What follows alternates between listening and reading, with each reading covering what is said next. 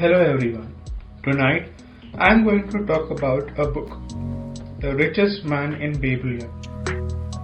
This book is written by George S. Clason. The title in itself does not tell anything about its content, as it could be the lavish lifestyle or his struggle or his misadventures. This is a collection of short stories woven around the information decoded from the clay tablets unearthed in the desert about 600 miles east of the Suez Canal. This city, named Babylon, was once the richest, populous, glamorous, irrigated farming district existing about 6,000 years back. Its name conjures vision of wealth and splendor.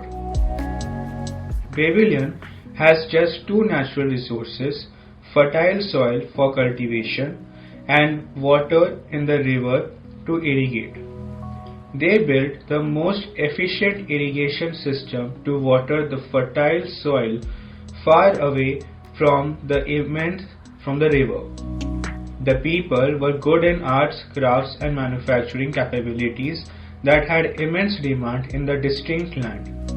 When few people amassed most of the wealth in the city, the king made the people learn from its most successful and wealthiest man, Urkhad. The city had immense infallible walls to protect its asset from the invaders.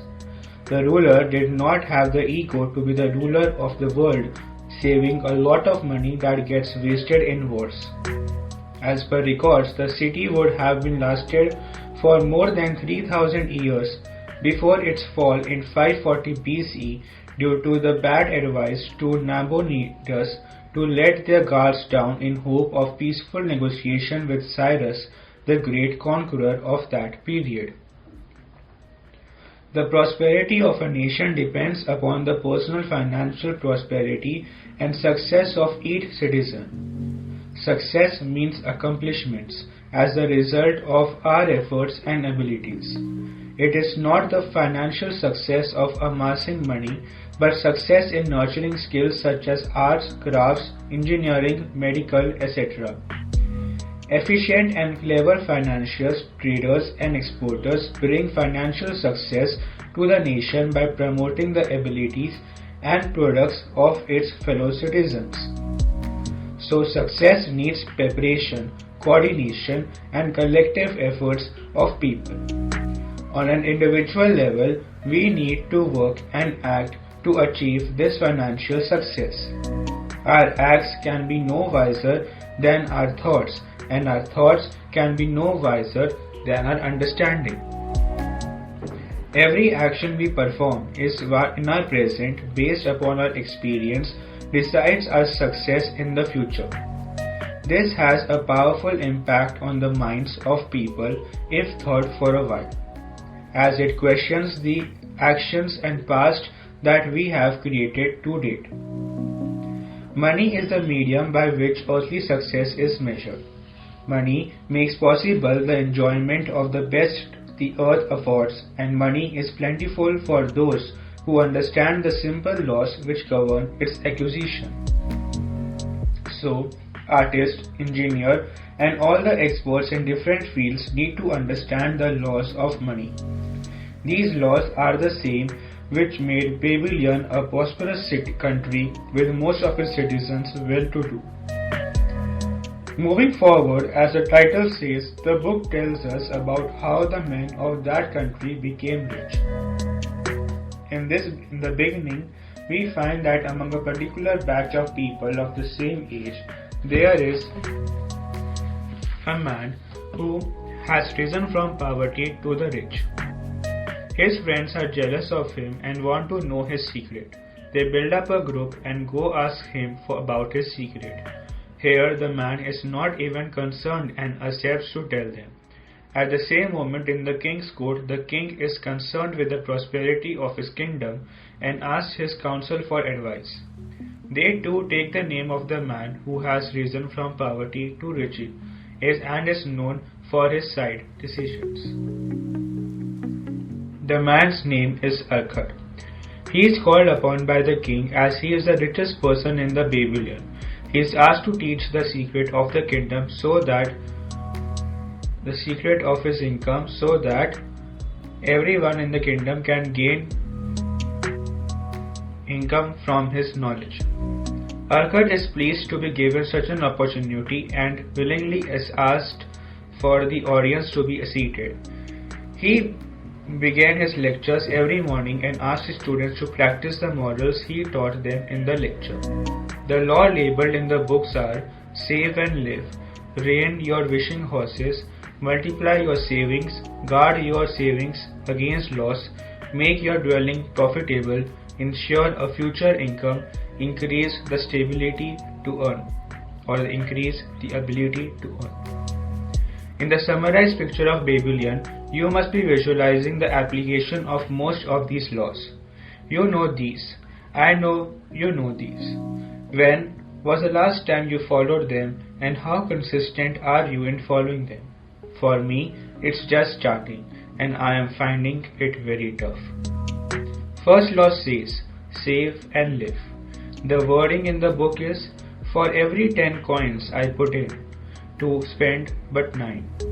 It means saving a minimum of 10% of your savings, earnings, and then living a comfortable good life in whatever is left. Beyond 10%, saving should not be done by sacrificing the little joys of life. Little joys of life include food, music, family, charity, and fulfillment of his duties to gain respect. Second law says, rein your wishing horses. The wording in the book is, budget thy expenses, that thou mayest have coins to pay thy necessities, to pay for thy enjoyments, and to gratify thy worthwhile desires without spending more than 9/10 of thy earnings. This means that spend 90% of your income only on the things that are necessary for you and your life, instead of spending them without a thought and sheer impulse. Never use your savings for wishes that only drain you out of all your hard work of your past. Third law states, multiply your savings. The wording in the book is to put each coin to laboring, that is, may reproduce its kind, even as the fox of the field, and help bring to thee income, a stream of wealth that shall flow constantly into thy purse. It means saving 10% by itself will not be enough to build wealth. You need to invest in ventures where they can multiply. Simply compounding at 10.3% will double your savings in 7 years. To invest, you may learn new skills, find new friends, and collaborate with experts. In short, invest the income you have saved. Fourth law says, guard your savings against loss. The wordings in the book is, guard thy treasure against loss by investing only where thy principal is safe, where it may be reclaimed if desirable, and where thou will not fail to collect a fair rental. Consult with wise men. Secure the advice of those experienced in the profitable handling of gold. Let their wisdom protect thy treasure from unsafe investments. Here, the author tells us about that guard your income from investing in ventures, shares, and companies that you may think is not good for you. Instead, take the advice of people who are already gained a lot from their investment in the market. That way, you shall be able to learn, grow, and guard your income against being led to misfortune. Fifth law states, make your dwellings profitable. The wording in the book is, own thy own home. It means owning a house is important, and a part of 90% of earnings need to be used to build your own house. House that doesn't strain your finances so much that you dip into 10% mandatory savings or your past savings. House is built to live and rest and not to show as a status symbol or boost your ego. A person has his own house, home and land, his family and he shall live a life of less spending on debt and rent. Owning their own house, they can make their expenses more accurate and bring their family the joy of life. The person is also able to attract more ways of gaining income. Sixth law says ensure a future income. The wording in the book is provide in advance for the needs of thy growing age and the protection of thy family. It means that future income for you when you are not able to earn, for your loved ones in case you have to leave this earth early. Yeah, you may be going on a one-way ticket to roam the other planets. Seventh law says increase the ability to earn.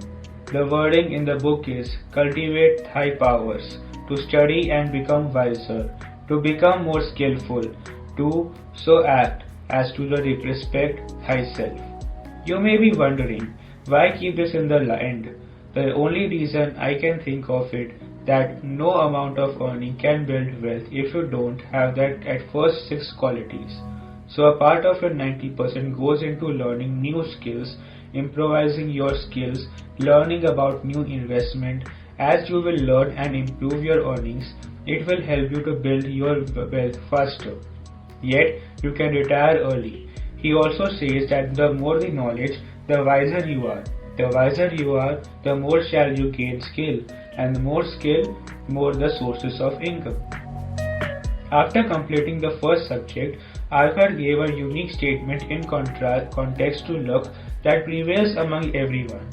When it comes to attaining wealth or applying hard work towards his or her work, he said, men of action are favored by the goddess of good luck. Here, the author tells us that good luck comes to only those people who work for their dreams and look for opportunities to fulfill them. Now the next subject, Kalabag, a student of Arcad, picked among the assembly, was the 5 laws of gold. Here he tells them that usually a person would choose gold if given a choice between wisdom and gold, as it is more amusing than the other. But the person should know that wealth only comes to those who have knowledge of acquiring it. He gave the models of income that he had learned from his master in the same way to his students, but now in the form of gold, which was the most precious commodity for them. He gave the same 7 models that Arcad gave in his class, but now they are in different texts and formats. They had the same meanings, but as we know that each individual has his or her own thoughts and interpretation, the meaning of these lines will enlighten us in the same way. After this, the author gives us one more important aspect, that is better a little caution than a greater regret. This means that whatever we do in our life, we should have some form of delegation in our minds before we make a decision. That way, we are able to see the pros and cons of our decision before we go and put our actions into them. Other lessons we get from this book are quite interesting and give a great insight for us to think about. These were, first, we cannot afford to be without adequate protection. This is similar to the 6th moral given by Arcad in his assembly.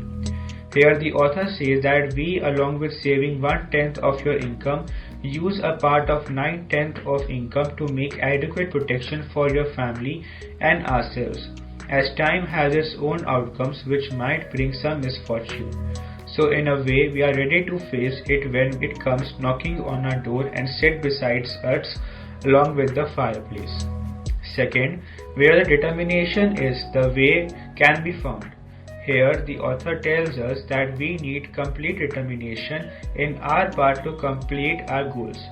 There are many times a diversion from our goal due to either the short-term pleasures or failures and horrifying difficulties ahead.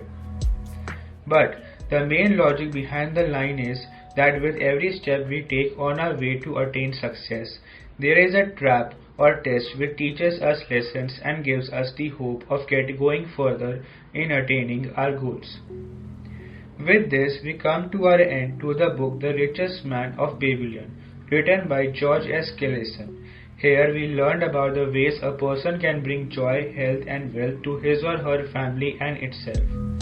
This book defines some laws of financial education which is helpful for anyone who wants to attain it. I can say that I love reading this book to learn the basics of wealth building more than the books full of analysis, tables and endless definitions of big words. But I do have to read and learn from those to find the best investment opportunities. Now it's your turn to share your thoughts with me via social platforms where I go by the name of Thoughting. It is spelled as TH.OUGHT.INK.